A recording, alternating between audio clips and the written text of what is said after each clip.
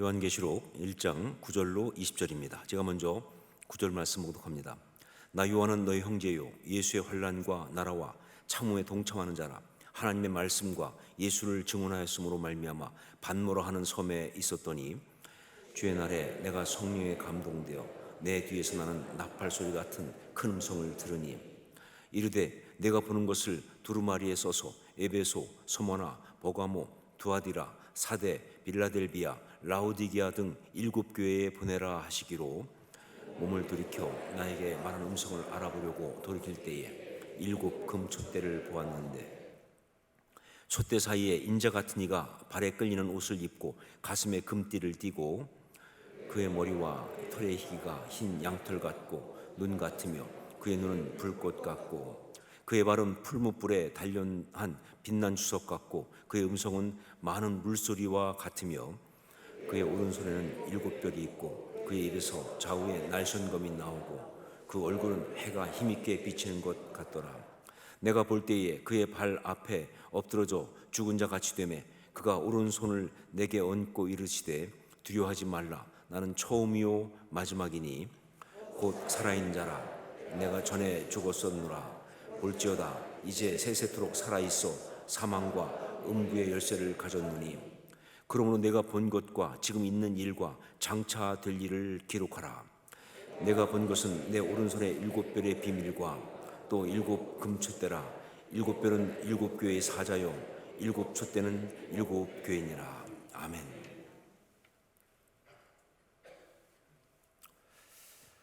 제가 성지순례를 가서 성지순례 그러면 보통 이제 이스라엘도 가지만 또 소아시아도 가지 않습니까? 소아시아 성지순례 가서 반모섬에 가본 일이 있었습니다. 사실 여러 번 시도했는데 딱 한 번밖에 못 가봤어요. 그 다음에는 하여간 사정상 못했는데 그때 어떻게 갔냐면 에베소가 있는 근처에 에베소가 있는 근처 현재 도시 이름이 이즈밀이거든요. 이즈밀에서 바닷가 쪽으로 가면 거기 쿠사다시라고 하는 항구가 있습니다. 거기에서 배를 타고 그리고 이제 반모섬까지 갔는데 배가 굉장히 좀 큰 배였습니다. 그런데도 말이죠, 굉장히 힘들었어요. 얼마나 이 파도가 좀 거칠고 그런지 한 6시간 가는 동안에 정말 아주 애를 많이 먹었습니다. 가는 길에 내내 배멀미하면서 그러면서는 사도 요한을 생각했습니다. 얼마나 힘들었을까, 얼마나 멀었을까. 나는 이렇게 큰 배를 타고 가도 이렇게 힘든데 그때는 배도 분명히 안 컸을 거 아니에요.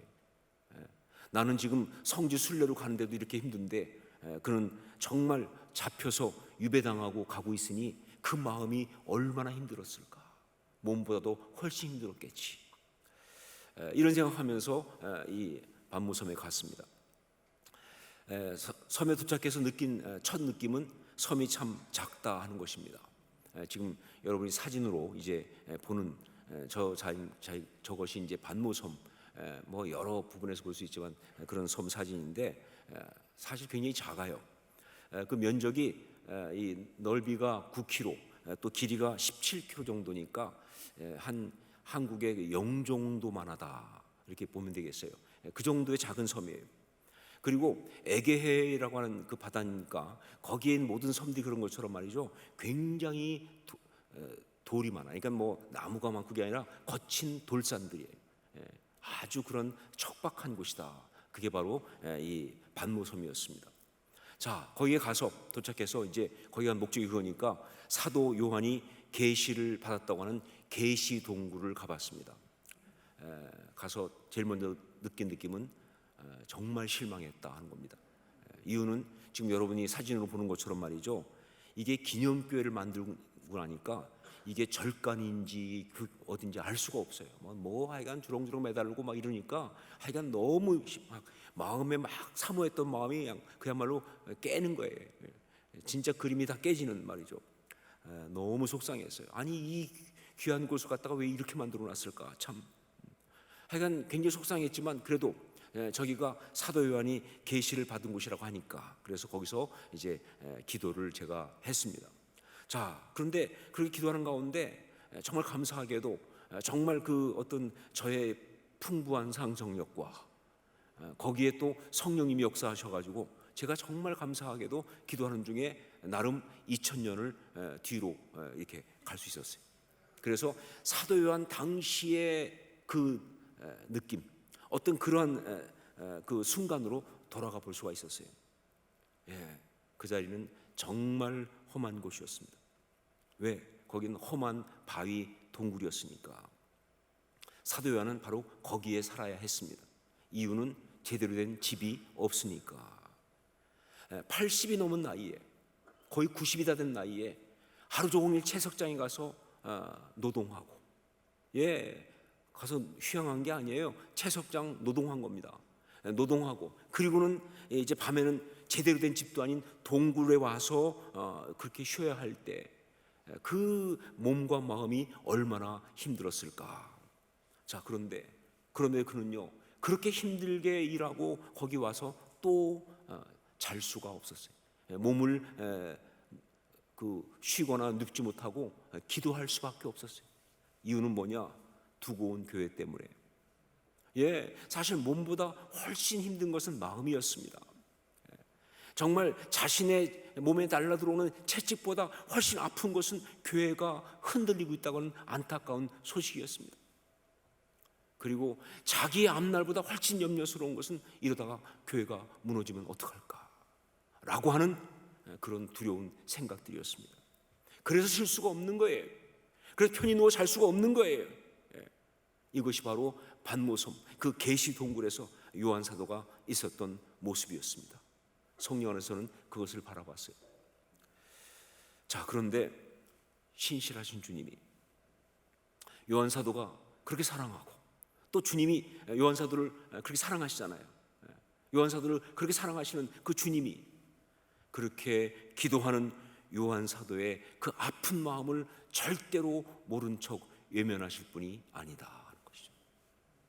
여러분, 성경을 보면 나오지만 우리 주님은요, 당신의 사람, 당신의 사랑하는 제자, 당신의 자녀가 이렇게 고통하고 있을 때, 특별히 그 고민과 갈등, 그리고 그 내적인 싸움이 다른 어떤 것보다 바로 신앙의 아름다움을 위한, 그리고 하나님 나라를 이루는 것 때문에 정말 바르게 아름답게 영적인 것을 이루기 위해서 그래서 하는 것이라고 한다면 반드시 찾아오십니다.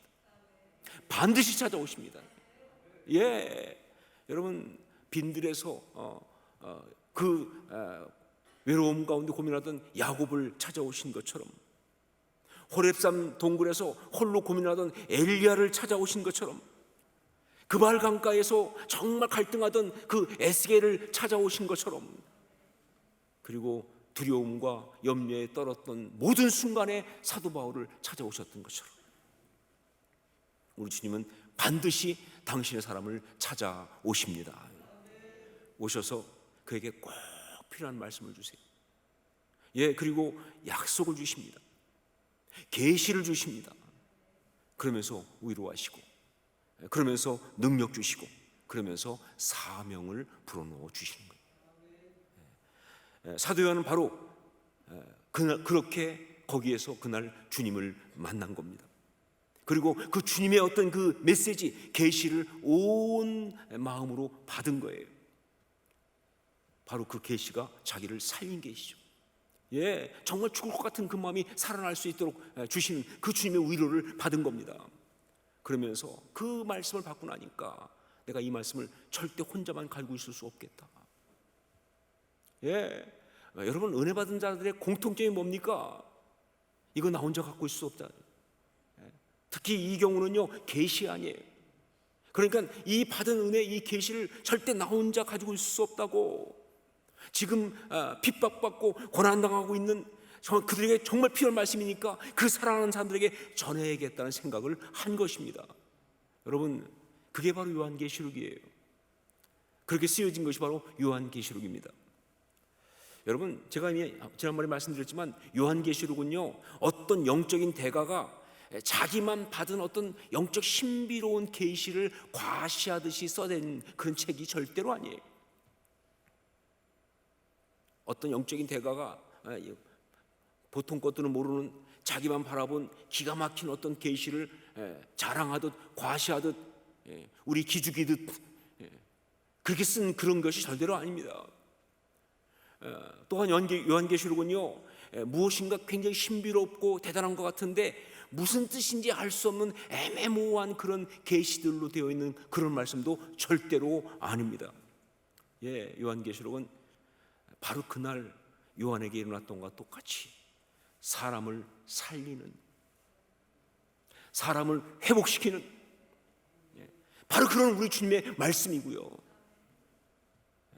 바로 그 주의 말씀 가운데서 그렇게 정말 회복된 그 고백과 간증이 있는 바로 그런 말씀이다. 이게 요한계시록이에요. 자, 그러면 요한 사도가 받은 이 계시의 말씀에는 어떤 메시지가 담겨 있는가? 오늘 우리가 함께 읽은 본문인 요한계시록 1장 9절로 20절 말씀은요, 요한 사도가 어떻게 계시를 받게 되었나라고 하는 것을 말해주면서 동시에 이 말씀 속에는요, 그 받은 계시 속에 담겨 있는 메시지가 무엇인지를 요약하듯이 말씀하신 정말 중요한 말씀이에요.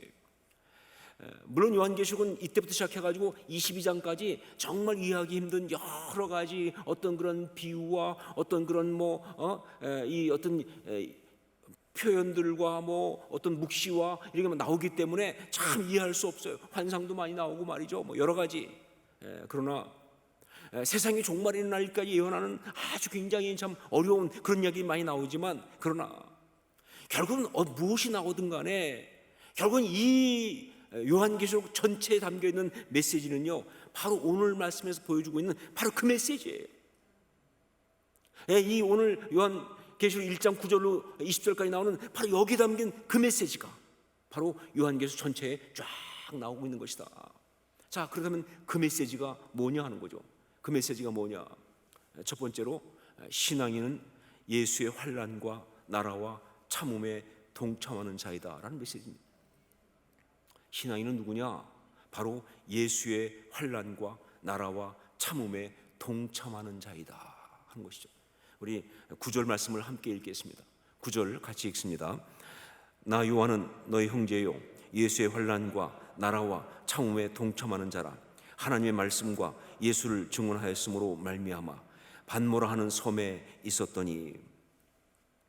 여기에서 요한 사도가 자기를 소개하면서 나 요한은 너희 형제요, 그리고 나서 예수의 환난과 나라와 참음에 동참하는 자라고 표현을 했는데, 이 표현이 굉장히 중요합니다.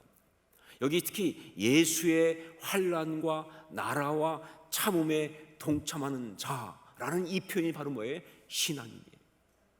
이게 신앙인이 누군지 어떻게 살아가는지를 아주 함축적으로 말해주고 있는 그런 표현이에요. 자, 여기서 세 단어가 사용됐죠. 어떤 단어가 사용됐습니까? 환난과, 그다음 뭐예요? 나라와, 그다음 뭐예요? 참음. 이게 바로 우리 신앙생활하는 우리의 삶 전체를 다 묘사하는 기가 막힌 단어. 이게 신앙인의 삶을 묘사하는 아주 중요한 세 단어예요. 이거 그냥 생각나는 막 얘기한 게 아니에요. 굉장히 의도하고 정말로 압축한 그런 말이에요. 자, 먼저 보세요. 환난, 이건 뭐냐? 이건 현재입니다. 환난, 이건 현재예요.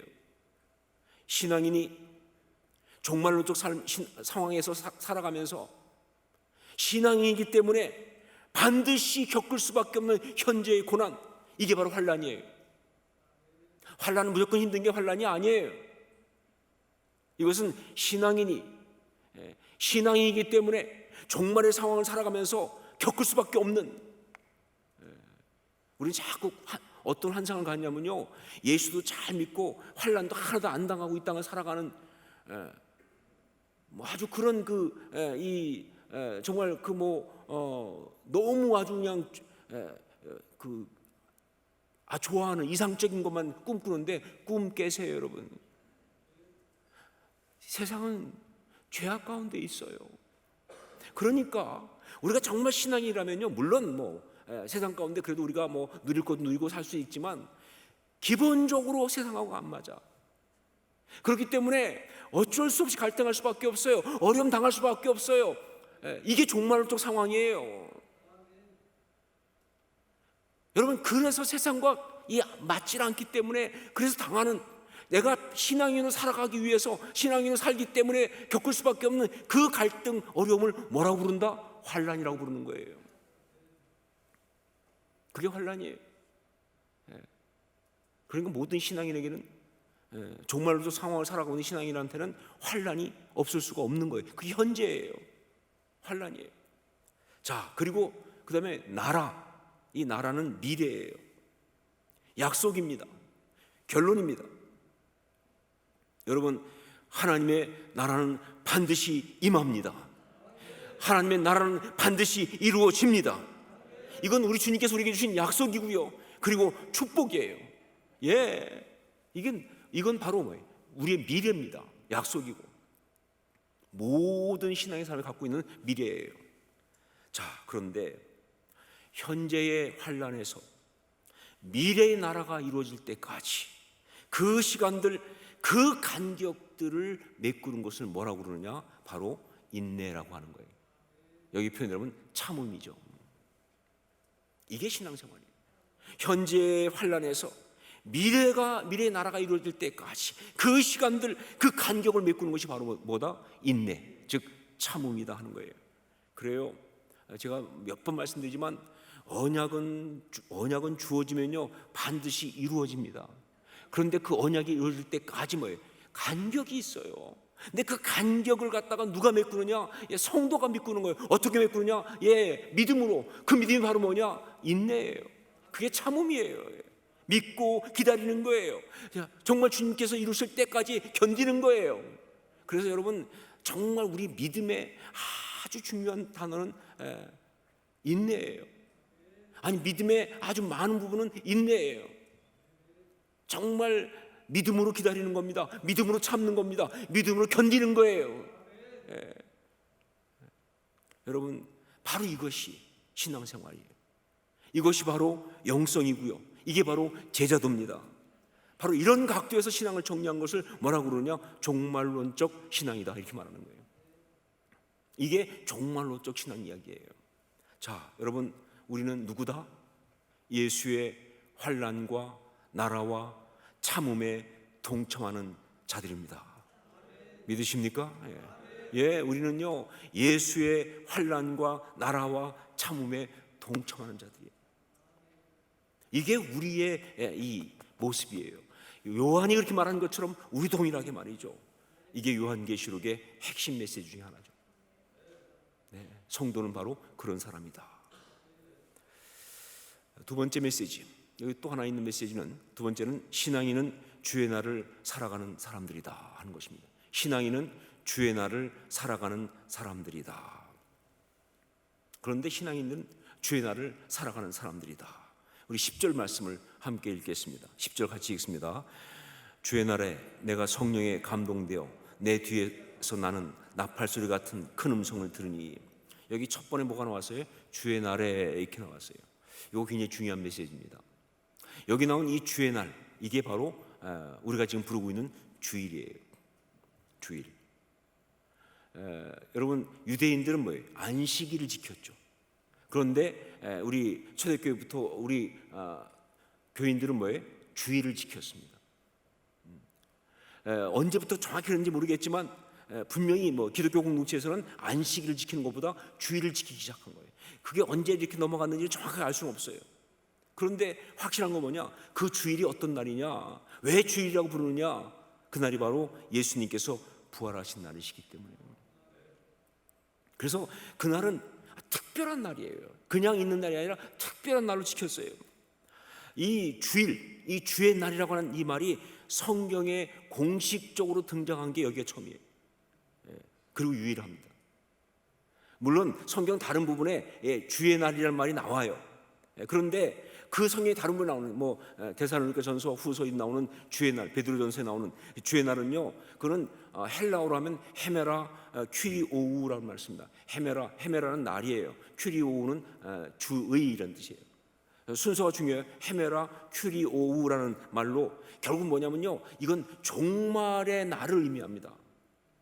마지막 여호와의 날처럼 그렇게 종말의 날을 의미하는 거예요. 자, 그런데 여기 이 요한계시록 1장 10절에 사용된 주의 날은요, 이게 밖에 있어요. 이거는 큐리아케 헤메라예요. 헤메라가 뒤로 가 있어요. 큐리아케는 큐리오와 똑같은 뭐예요? 주의라는 뜻이에요. 근데 큐리아케 헤메라 이렇게 돼 있어요.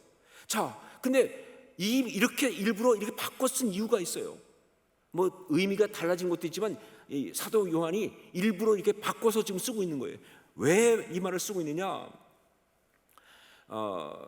학자들이 굉장히 흥미있는 해석을 찾아냈습니다. 왜 이렇게 바꿔 썼냐면요, 그 당시에 어떤 말이 있었느냐, 바로 세바스테 헤메라라는 말이 있었어요. 세바스테 헤메라, 이건 황제의 날입니다. 무슨 얘기냐? 그 당시 그 로마 제국 거기에 지금 문제가 된 게 뭐예요? 황제 숭배가 문제가 되죠, 그렇죠? 황제가 숭배 문제인데 그 황제 숭배를 시키면서 어떻게 하냐면 특별히 한 날을 지정해서 그 날은 뭐예요? 세바스테 헤메라라고 해서 그 날은 황제를 숭배하는 그런 날이에요. 그래서 황제의 날이에요. 그날은 무조건 황제 숭배하러 가야 되는 거예요. 황제를 숭배해야 되는 거예요. 자, 그런데 이 세바스테 헤메라 이 날이 말이죠, 신앙인들한테는 가장 힘든 날이에요. 정말 가장 핍박을 많이 받는 날이에요. 가장 갈등하는 날이에요. 그리고 이 날이 정말 많은 신앙인들이 결국 신앙을 지키지 못하고 버리는 그런 날이 되었어요. 그러니까 이 세바스테 헤메라는 이것은요, 굉장히 참 안타까운 단어예요. 영적으로 너무나 참 속상한 단어예요. 그래서 사도 요한은요, 일부러 세바스테 헤메라가 아닌, 황제의 날이 아닌 큐리아케 헤메라라고 이렇게 바꿔서 얘기하고 있는 거예요. 주의 날에, 황제의 날이 아닌 주의 날에. 무슨 얘기하고 싶은 거냐? 그렇다, 우리의 날은, 우리가 속한 날은 황제의 날이 아니라 바로 우리 주님께 속한 주의 날이다 라는 얘기를 하고 싶은 거예요. 여러분, 이건 굉장히 중요한 메시지를 주고 있습니다. 결국은 뭐예요? 제가 이번 특세 때도 말씀드렸지만, 여러분, 우리 신앙인은요, 세상의 시간을 살아가긴 합니다. 세상의 시간을 살아가긴 하지만 그러나 절대 세상에 속한 사람들이 아니에요. 우리는요, 세상의 시간을 살아가지만 사실은 그 시간이 주님의 시간을 살아가는 거예요. 왜냐하면요, 세상에 속한 시간은요, 세상을 섬기며 살잖아요. 황제의 시간은요, 황제를 섬기며 살잖아요. 그러나 우리는 뭐예요? 그 모든 시간 속에서 말이죠, 주님을 섬기지 않습니까? 어떤 일을 하든지 말이죠, 꼭 교회에서 예배 드리고 무슨 기도하고 이런 거 아니어도 말이죠, 살아가기 위해서 그래서 말이죠, 일도 하고 혹은 세상에 어떤 것들을 같이 하기도 하고 누리기도 하고, 혹은 때때로 말이죠, 그 가운데서 정말 갈등하기도 하고 힘들어하기도 하고 때때로 무너지기도 하고 그럴 수 있지만, 그 모든 시간 속에서 그 모든 시간의 주인이 되시는, 그 모든 시간을 사실은 끌고 가시는, 그리고 그 모든 시간의 이유가 되시는 그분이 우리 주님이라면 그건 다 뭐예요? 큐리아케 헤메라, 그건 주의 날인 거예요. 우린 절대로 세바스테 헤메라를 사는 사람이 아니에요. 그래서는 안 되는 겁니다. 몸이 여기 있어도 세상 일을 해도 그건 아니에요. 여러분 아마 신앙생활에서 많이 들었겠지만 제일 정말 짜증나는 안타까운 그런 교인이 뭡니까? 썬데이 크리스찬 아니에요. 썬데이 크리스찬, 그냥 일요일만 교회 크리스찬이야, 나머지는 아닌 거예요. 여러분, 절대 안 되죠. 우리에게 주일은요, 그날만 주님의 시간이 아닌 것이죠. 모든 시간이 다 주님의 시간인 것을 갖다가 우회하여 특별히 더 구별하여 준비한 날인 것이죠. 그렇죠? 그게 신앙인이지. 월요일부터 토요일까지도 말이죠, 그는 예배하고 있는 겁니다. 그는 주를 섬기고 있는 겁니다. 주의 역사를 이루고 있는 겁니다. 세상의 일을 하지만 세상 일을 하는 거 아니에요. 주를 위해 일하는 거예요. 주의 영광을 위해서. 그게 신앙인이죠. 그게 하나님의 사람이죠. 성직이 따로 있습니까? 거룩한 직책이 따로 있습니까? 아니요. 얼마든지 모든 일 가운데 주님을 섬길 수 있는 것, 이게 신앙인이죠. 규리하게 헤매라. 일부러 그렇게 쓰고 있는 거예요. 주의 날에. 즉 뭐예요? 나의 시간은 주님께 속한 사람이다. 나의 인생은 주님께 속한 것이다.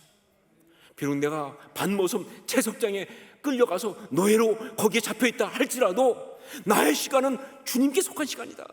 주의 날에. 이것이 바로 신앙인의 이야기예요. 여러분, 우리 인생은 누구에게 속했습니까? 우리의 시간은 누구에게 속했습니까? 당연히 뭐예요? 큐리아케, 주님께. 주님께. 이게 나와야 되는 거예요. 그게 진짜 참된 신앙인이고, 그것이 바로 종말론적 신앙을 살아가는 성도의 모습인 것이죠. 자, 그리고 세 번째 메시지 또 하나 있습니다. 주님이 지금 당신의 교회를 붙들고 계신다라는 메시지. 여기 나오는 정말 중요한, 요한계시록 전체를 관통하는 너무 중요한 또 하나의 메시지. 주님이 지금 당신의 교회를 붙들고 계신다라는 메시지. 우리 11절 말씀을 함께 읽겠습니다. 11절 같이 읽습니다. 이르되 내가 보는 것은 두루마리에 써서 에베소, 서머나, 보가모, 두아디라, 사데, 빌라델비아, 라오디게아 등 7교회에 보내라 하시기로. 여기 내가 보는 것, 즉 이 계시를 소아시아에 있는 7교회에게 보내라고 주님이 부탁하고 계세요. 자, 그런데 그때 요한 사도가 본 게 뭡니까? 그때 요한 사도가 본 것이 무엇입니까? 앞으로 쭉 나타날 것이 있기도 하겠지만 여기서 본다면 뭐예요? 바로 요한 사도 앞에 나타난 예수님의 모습이에요. 이걸 즉 네가 지금 본 거, 지금 요한 사도 앞에 나타난 예수님의 그 모습, 이것을 갖다가 이제 써서 소아시아 7교회 보내라는 거예요. 자, 그 모습이 어떤 것이냐? 그게 12절부터 16절까지 나오고 있죠. 좀 길지만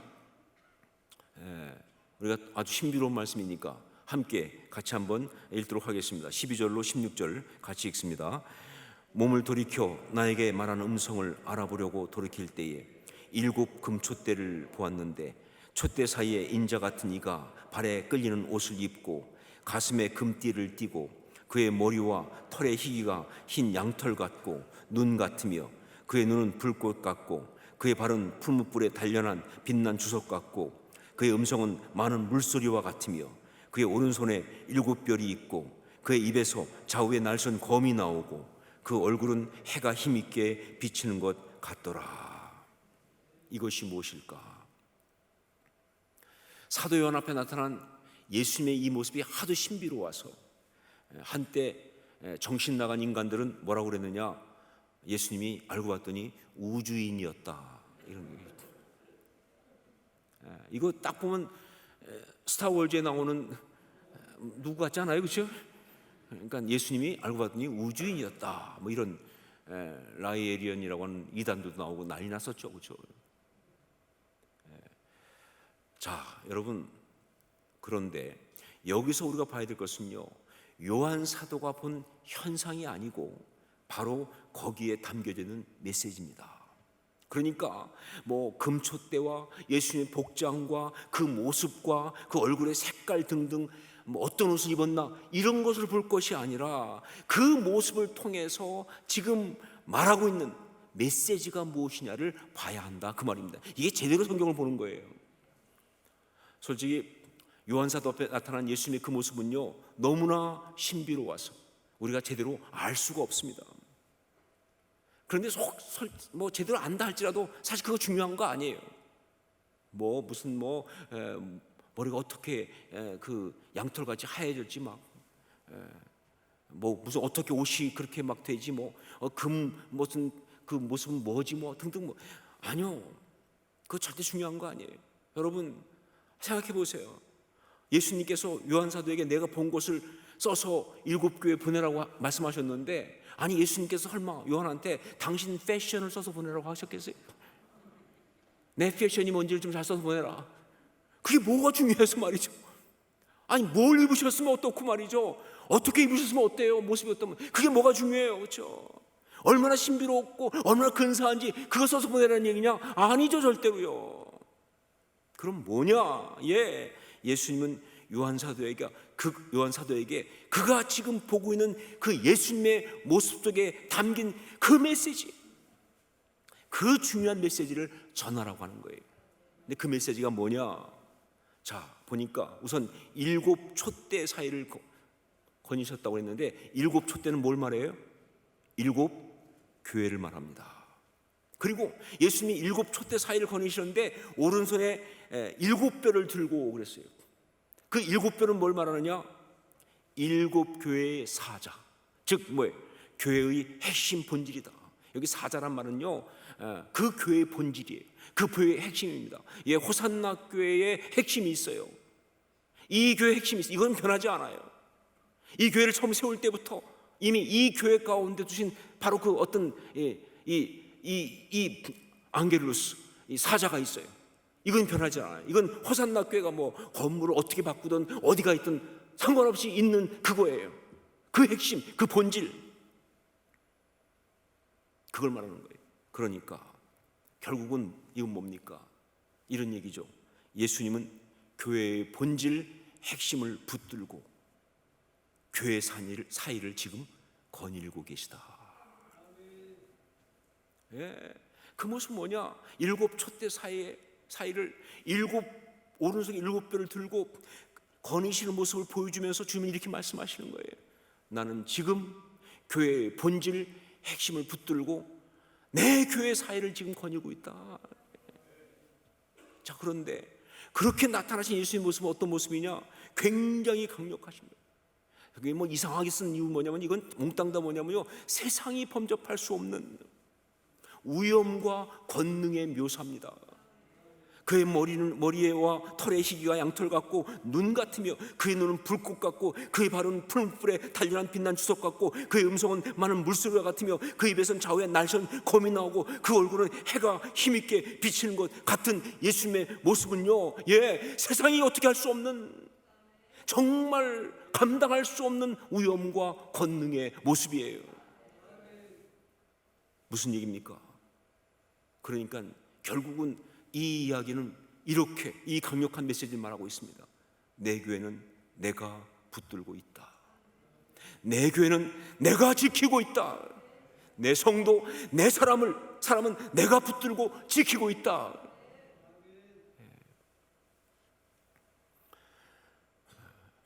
이건요, 요한 사도에게 준 우리 주님의 정말 가장 핵심적인 메시지. 왜? 그의 가슴이 떨리고 있잖아요. 교회가 무너질까 봐, 성도들이 무너질까 봐. 정말 그렇기 때문에 정말 그 염려하고 있으니까, 그러니까 그런 요한 사도에게 주님께서 말씀하시는 거예요. 두려워하지 말라. 내 교회는 내가 지키고 있다. 지금 내 교회 사이에 내가 그 교회의 본질을 붙들고 함께 있으면서 내 성도, 내 사랑하는 자녀들은 내가 지키고 있다. 여러분, 그렇기 때문에 이 메시지는요, 그때 요한에게만 준 메시지가 아니죠.